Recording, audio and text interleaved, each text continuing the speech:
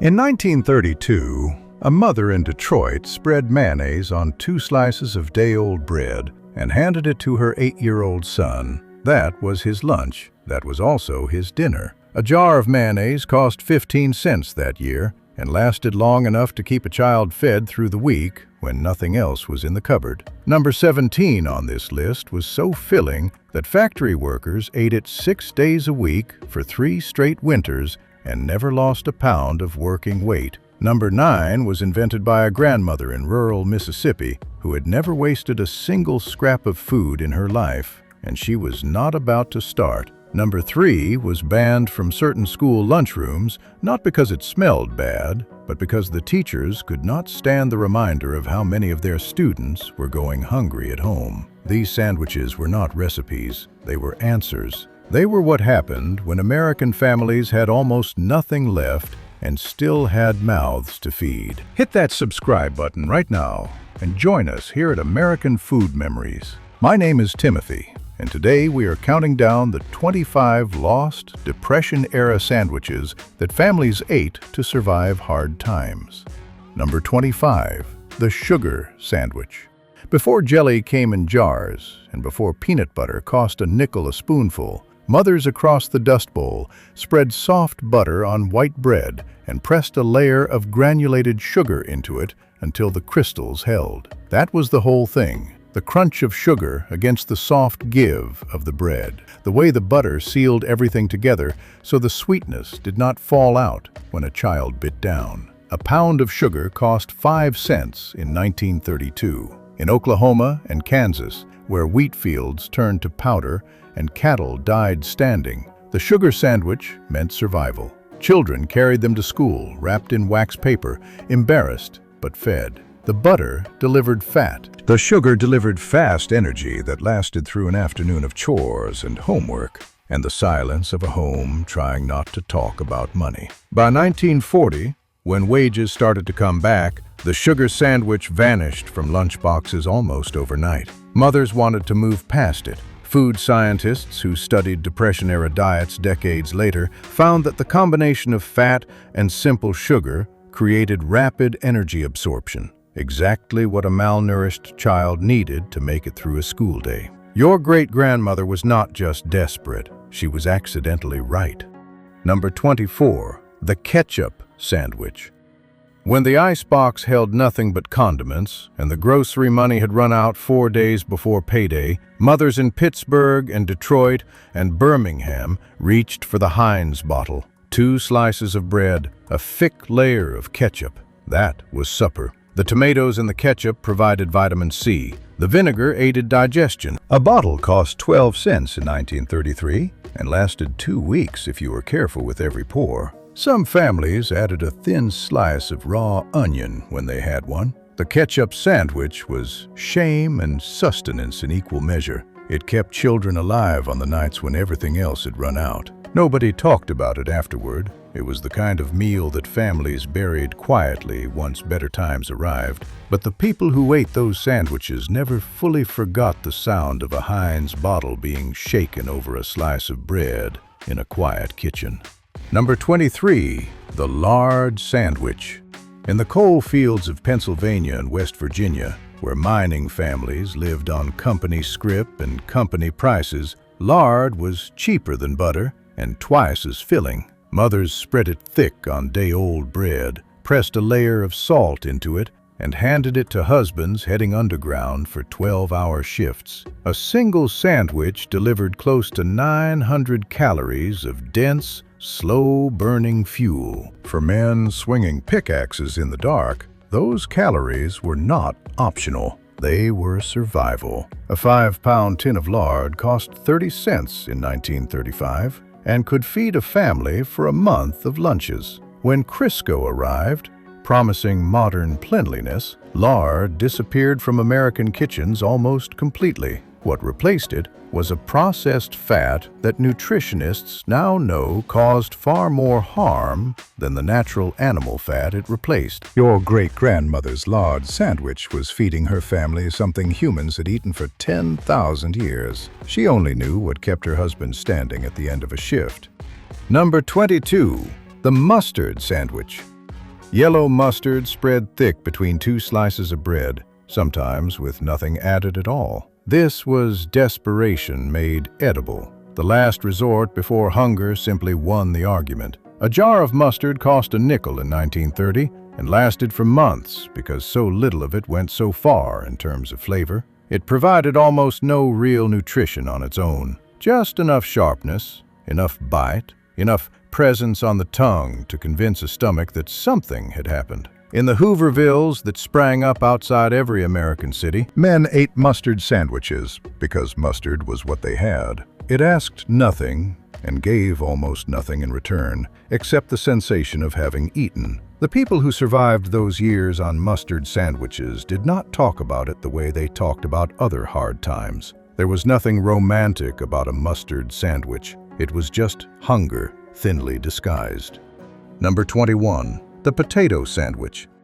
Cold mashed potatoes left over from last night's dinner, spread between two slices of bread. This was the working man's lunch in factory towns from Buffalo to Baltimore. Carbohydrates stacked on top of carbohydrates, dense and filling and costing almost nothing extra because the potatoes were already made. Potatoes sold for 2 cents a pound during the worst Depression years. Mothers mashed them with milk and salt for dinner, then packed the cold leftovers into sandwiches for tomorrow's lunch pail. The potato sandwich was pure survival arithmetic. Maximum calories for minimum additional cost. Today, we pay $6 for loaded potato skins at chain restaurants, never quite realizing we are eating a Depression-era meal with better lighting and a bar menu. Number 20. The raw onion sandwich. Raw onion sliced thin, layered on buttered bread, salted until the sharp edges softened slightly. This was the bachelor's dinner, the night shift worker's lunch, the meal that cost almost nothing and smelled like something. Onions ran a penny apiece in 1933. They kept for weeks in a cool cellar without going soft. They contained vitamins that prevented scurvy when fresh produce was beyond a family's reach. Workers on assembly lines could identify an onion sandwich eater from across the room, but the taste, sharp and sweet and surprisingly satisfying once you committed to it, made the social cost worth carrying. The French never stopped eating onion soup and called it cuisine. American workers ate it cold between two slices of bread and called it Tuesday. Number 19. The mayonnaise sandwich. In the South, where Duke's mayonnaise reigned and Hellman's had not yet crossed the Mason-Dixon line in any serious way, mothers spread mayonnaise on soft white bread and handed it to children as a real meal. The eggs in the mayonnaise provided protein. The oil provided fat. A jar cost 15 cents in 1934 and stretched across dozens of sandwiches if you spread it with a light hand and a straight knife. Children who had never tasted real egg salad did not know they were eating something incomplete. They ate their mayonnaise sandwiches with genuine contentment, sometimes with a sprinkle of salt, sometimes with a leaf of whatever was growing near the back steps. Today we put aioli on everything and charge $3 extra for the privilege. Your great-grandmother was doing it first and calling it lunch. Number 18. The peanut butter and pickle sandwich. This one sounds like a dare, but it was completely serious, and it worked. The saltiness of the pickle cut through the heaviness of the peanut butter. The crunch provided texture that soft Depression-era bread could never deliver alone. Pregnant women craved it. Children begged for it. By 1936, the combination had spread through enough working-class neighborhoods that it stopped seeming strange. Peanut butter cost around 23 cents a jar in the mid-1930s, expensive by Depression standards, but it provided protein that growing children desperately needed. A jar of dill pickles cost 10 cents and lasted through the week. Together, they stretched two cheap staples into a lunch that actually tasted like something someone chose on purpose. Number 17. The bread and dripping sandwich. After a roast was finished, the pan held something Depression-era cooks never poured away: the drippings. That dark, savory mixture of rendered fat and meat juices and browned bits were scraped into a jar and kept on the counter. spread cold on bread. Those drippings tasted like meat even when no meat was left. In British immigrant communities in New York and Chicago, bread and dripping was a perfectly respectable meal. In rural American households, it was common sense. Women who raised children through the Depression kept a dripping jar the way later generations kept a jar of peanut butter. It was always there. It stretched a Sunday roast across an entire week of Monday sandwiches. Number 16. The banana and mayonnaise sandwich. Sliced bananas on white bread with a smear of mayonnaise, sometimes a pinch of sugar on top. This was Elvis Presley's childhood in Tupelo, Mississippi, long before he added peanut butter and had it fried in butter. In the 1930s, bananas ran 10 cents a dozen, shipped from Central America. For children who rarely saw fresh fruit, the banana sandwich felt almost exotic. The mayonnaise sounds strange until you taste it. The fat from the mayo rounds out the sweetness of the banana in a way that plain butter never quite manages. When Elvis made his famous fried version decades later, he was reaching back to the comfort food of a Mississippi childhood that most of America had quietly forgotten. Number 15. The tomato sandwich. A ripe summer tomato sliced thick, laid on white bread that had been spread generously with Dukes or Hellmann's, salted and peppered, eaten immediately before the bread had time to get soggy. This was the summer sandwich across the rural South, and it was not Depression desperation so much as Depression abundance. A backyard tomato plant cost nothing to grow and produced more fruit than a family could eat. During the worst years of the 1930s, the kitchen garden was not a hobby, it was a lifeline. Women canned hundreds of jars of tomatoes every August to carry their families through winter. The fresh tomato sandwich was summer's reward. The flavor of a properly salted tomato on soft white bread with good mayonnaise is one of the clearest taste memories of anyone who grew up eating it. It has never needed improving. Here is where the history of Depression-era sandwiches gets complicated in ways that cookbooks of that era refused to acknowledge. The women who fed their families through the 1930s were not simply cooks. They were mathematicians working with numbers that never quite added up. A family of 5 in rural Ohio in 1932 might have had $4 a week to spend on food. Not $4 per person, $4 total. Every ingredient was a calculation. Every sandwich was an equation, with hunger on one side and what was in the cupboard on the other. When food writers decades later celebrated Depression-era cooking as rustic and resourceful, they missed something important. The women who invented these sandwiches were not trying to be resourceful. They were trying not to watch their children go to bed hungry. People who lived through the Depression did not waste bread crusts. They did not throw away a tablespoon of leftover beans. They did not pour off cooking water that still had flavor in it. That was not frugality as a virtue. That was the memory of what it felt like when there was nothing left, and it never went away, even after the money came back. Number 14. The head cheese sandwich.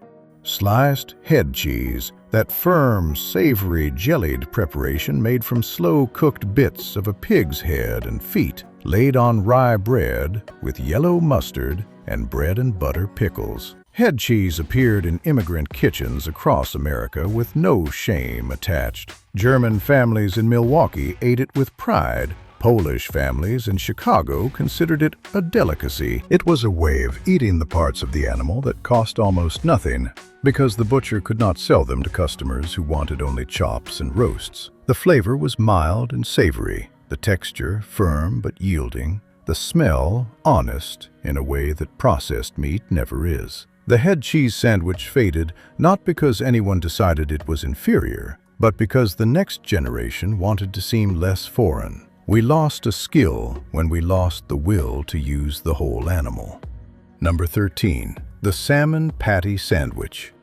Canned salmon mixed with cracker crumbs and 1 egg, formed into small patties and fried until golden, served on bread with mayonnaise and a leaf of iceberg if you had one. This was Friday dinner for Catholic families across the Midwest who could not afford fresh fish, but observed meatless Fridays without exception. A can of salmon cost 15 cents in 1935 and made enough patties to feed 4 people. Canned salmon is still available in every grocery store in America. The sandwiches have almost completely vanished, not because the recipe stopped working, but because the Friday ritual that carried them faded, along with the communities built around it. Number 12. The chipped beef sandwich. Dried beef, sliced paper-thin, folded into a thick, peppery white gravy made from butter, flour, and milk, ladled over plain white toast. The military served this during both World Wars under a name that soldiers used freely and that cannot be repeated on this channel. Families called it supper. A single package of dried beef fed a family of 4 across 2 dinners. The chipped beef sandwich survived into the 1950s as a staple of American diners, then retreated quietly as drive-through windows replaced lunch counters, and the culture that carried it forward disappeared. Number 11. The deviled ham sandwich. Underwood deviled ham, spread straight from the small tin onto white bread, eaten with nothing else. The cans cost a dime in 1934 and lasted in the cupboard for months. Peppery and salty and savory enough to make a plain slice of bread taste like a deliberate decision. For men carrying lunch pails to factory floors, the deviled ham sandwich was portable survival. No refrigeration needed, no preparation. You pack the can and you pack the bread. Underwood still sells deviled ham today in almost the same small tin it sold in 1934. Almost nobody under 60 knows it exists. Number 10. The tongue sandwich. Beef tongue boiled low for several hours until the tough muscle turned tender, then peeled, sliced thin, and laid on rye bread with sharp mustard and grated horseradish. This was the meal of Jewish delicatessens in New York and Chicago, adapted into home kitchens as a way to buy meat that cost half as much as brisket. Tongue sold for 20 cents a pound in the 1930s, when regular beef ran twice that. You put the tongue in a pot at noon and came back at 4. The outer skin peeled away to reveal pale pink meat that sliced with almost no resistance. The flavor was mild and deeply beefy, and entirely unlike what the cut's name suggested. Children who grew up eating tongue sandwiches remembered them as luxury. They were eating poverty food that required skill and patience instead of money. And those two things had exactly the same effect on flavor. Number 9. The bread and butter pickle sandwich. Bread and butter pickles, sweet and tangy and sliced thin, layered thick between 2 slices of soft white bread, sometimes with a smear of mayonnaise, sometimes with nothing added. The pickles provided everything the plain bread did not. They provided salt, acid, sweetness, crunch, and a flavor complex enough to make a person forget that the sandwich contained nothing else. A jar of homemade bread and butter pickles cost almost nothing to produce in a household that grew cucumbers in the garden and kept vinegar and sugar in the pantry. Store-bought jars cost 8 cents at the A&P in 1933. Food researchers who studied fermented foods decades later discovered that the fermentation process in properly made bread and butter pickles produced beneficial bacteria that aided digestion, and that the vinegar helped regulate blood sugar. Your great-grandmother's pickle sandwich was nutritionally sounder than most of what we eat for lunch today. She did not know the science, she knew the taste, and she knew the cost, and that was enough. Here is something that food historians rarely say plainly. The companies that sold processed food to Depression-era families were not trying to help them. General Mills introduced Bisquick in 1931. Kraft introduced processed cheese slices in bulk packaging. Betty Crocker, a fictional woman invented by a flour company to seem like a trusted friend in the kitchen, ran a radio program telling American women that their mother's recipes were out of date and that a modern woman used modern products. The message underneath all of it was simple and deliberate. You are too busy and too inexperienced to cook the way your mother cooked. Buy this instead. What the advertisements did not mention was that the homemade version tasted better, cost less, and required nothing more than the knowledge that had been passed down through families for generations. The knowledge that the Depression generation carried in their hands and their memories was not obsolete. It was inconvenient for companies trying to sell convenience. Our great-grandmothers knew how to make something from almost nothing. Their great-grandchildren know how to order delivery. The food industry made billions on the distance between those two facts. Number 8. The souse sandwich. Pickled pig's feet and ears, chopped and pressed into a firm loaf with vinegar and spices, sliced thin and laid on bread with raw onion and hot sauce. This was soul food before anyone had given soul food its name. Part of the African-American tradition of making a real meal from the parts of the animal that white butchers could not sell to their regular customers, and so priced at almost nothing. Black families in the rural South and in the neighborhoods of Chicago and Detroit bought pig extremities for pennies a pound, brined them until the vinegar had done its work, and produced something that fed Sunday dinner tables and church suppers with food that tasted nothing like poverty, even though it came directly from it. The souse sandwich never fully disappeared from Southern Black communities because it was too tied to memory and tradition and pride to let go of. Number 7. The cheese dream sandwich. A slice of American cheese laid flat on bread and slid under the broiler until it bubbled and turned faintly golden at the edges. Open-faced and eaten immediately while the cheese was still molten. This was the Depression-era version of what we later called grilled cheese, except it required no butter, no second slice, no flipping in a pan, just bread, cheese, and heat. American processed cheese cost about 10 cents a half pound in 1935 and behaved perfectly under a broiler. For a child coming home to a cold apartment after school, the cheese dream was as close to comfort as a dime could buy. We renamed it grilled cheese, added butter to both sides, and put it on restaurant menus for $14. The 10-cent version under a broiler was not worse. Number 6. The mock apple sandwich. Ritz crackers, introduced in 1934, crushed and layered on bread with lemon juice and cinnamon and a little sugar, pressed together and eaten as a sweet sandwich by children who had never tasted real apple pie. The recipe appeared on the back of the Ritz box and spread through American kitchens quickly. Food scientists who studied the combination found that the fat content of the Ritz cracker genuinely mimicked the mouth-feel of cooked apple filling when combined with lemon and sugar. It should not work. It does. Children who ate mock apple sandwiches were not being fooled by inferior ingredients. They were experiencing one of the stranger and more honest tricks that Depression-era ingenuity ever produced. Number 5. The hot dog sandwich.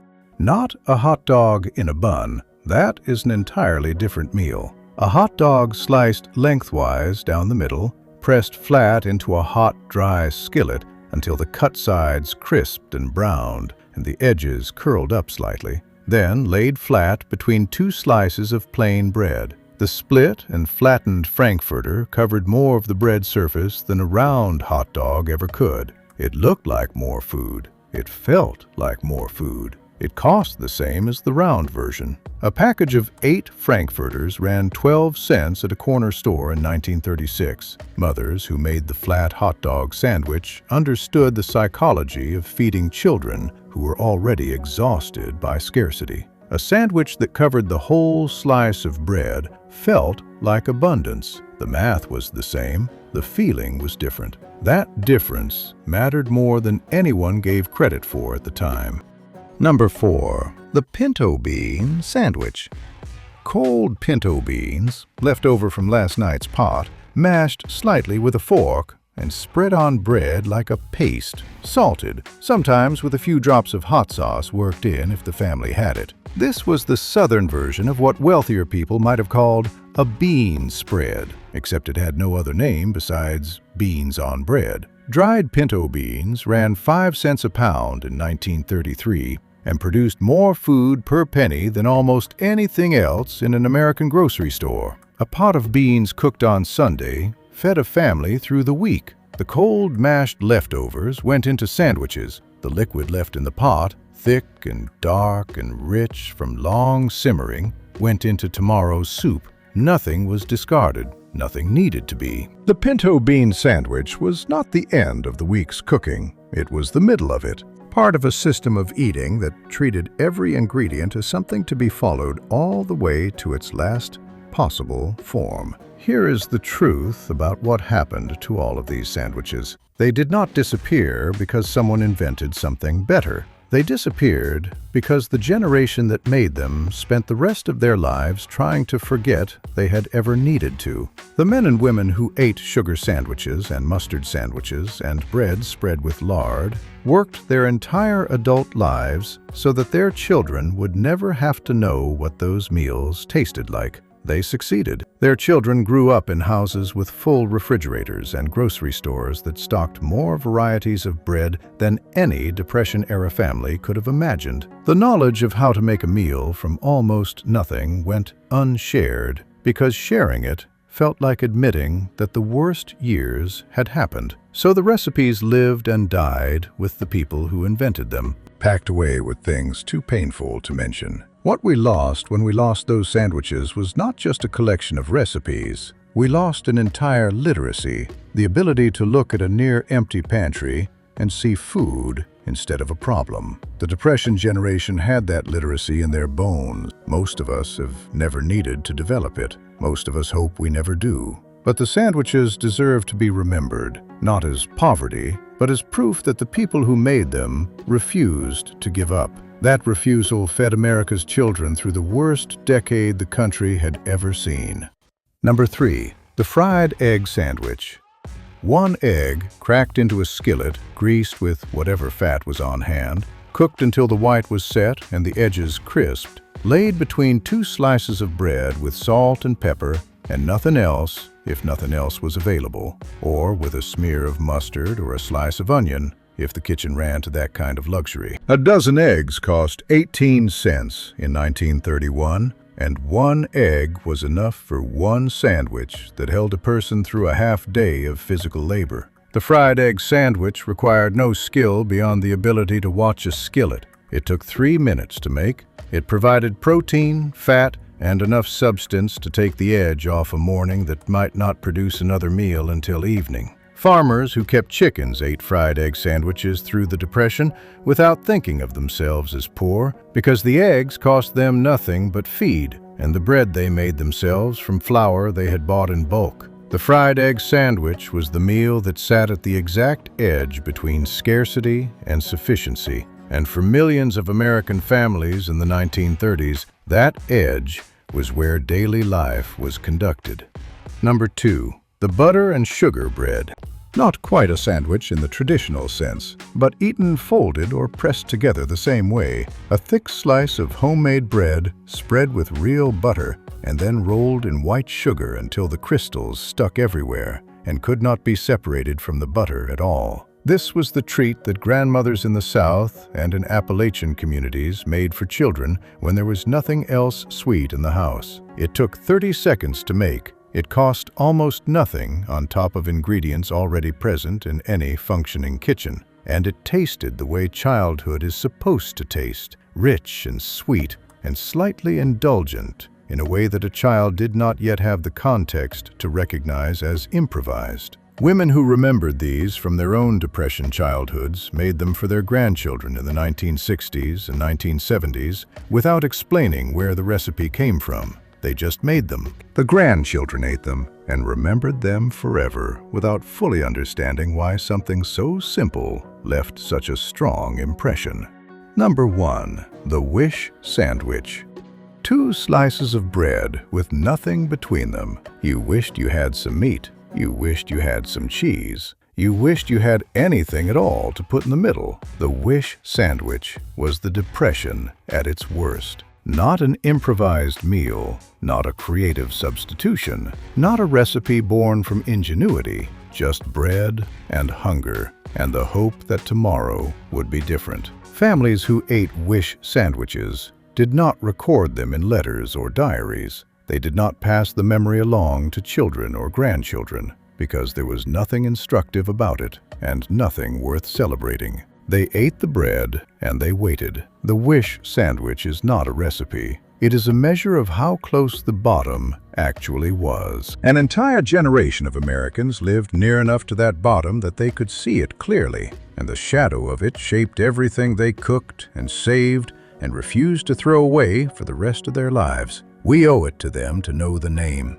We owe it to them to understand what it meant. Here is my challenge. Try one of these this week. Not the wish sandwich. Never the wish sandwich. But maybe the tomato sandwich with a good ripe summer tomato and real mayonnaise and salt and nothing else. Maybe the peanut butter and pickle sandwich, which sounds like a dare, but is genuinely one of the better things two cheap ingredients have ever produced together. Maybe the fried egg sandwich, 3 minutes and 1 egg and a hot skillet, eaten while it is still warm. Then sit down at the table, not the couch. Set a place, eat it slow. Because these sandwiches were never just about being cheap. They were about staying fed and staying human and refusing to disappear when the arithmetic of survival was working against you every single day. Tell me in the comments which one you are going to try. I want to know if the pinto bean sandwich gets any respect from people who grew up eating it.